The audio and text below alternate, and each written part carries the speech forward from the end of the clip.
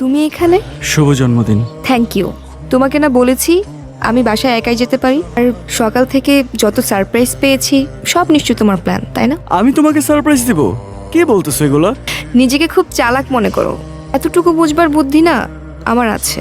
দিনের শুরুটা সুন্দর করে দেওয়ার জন্য ধন্যবাদ। এখন চাইলে আপনি আমার পঙ্খিরাজে উঠে বসতে পারেন। তোমার বাইকে আমি কেন উঠবো? তোমার আমাকে এড়িয়ে চলা ভালো। মানুষ কি তার প্রিয় মানুষটাকে এড়িয়ে চলতে পারে? জানি না আমি। এখন না মাথার ভিতরে জিলাপির দোকান খুলতে হবে না, আর আমি ফুপুকে যে বলবো সেজন্য আমাকে তোমার পার্সোনাল ড্রাইভার হিসেবে নিয়োগ দেয়। ওঠো। তোর জন্য পায়েস রান্না করেছি, তোর তো খুব পছন্দ। তোর জন্মদিনে তো এর থেকে বেশি আর আমি কিছুই দিতে পারি না। মা, এসব কি বলো তুমি? তুমি তো আমার জীবনের সবচেয়ে বড় উপহার। তোর পড়াশোনাটা শেষ হলে তোকে একটা ভালো ঘরে বিয়ে দিতে পারলে আমার সব চিন্তা শেষ। বিয়ের কথা বললে কিন্তু আমি খাবো না। আচ্ছা ঠিক আছে, আমি আর কিচ্ছু বলছি না, তুই খা।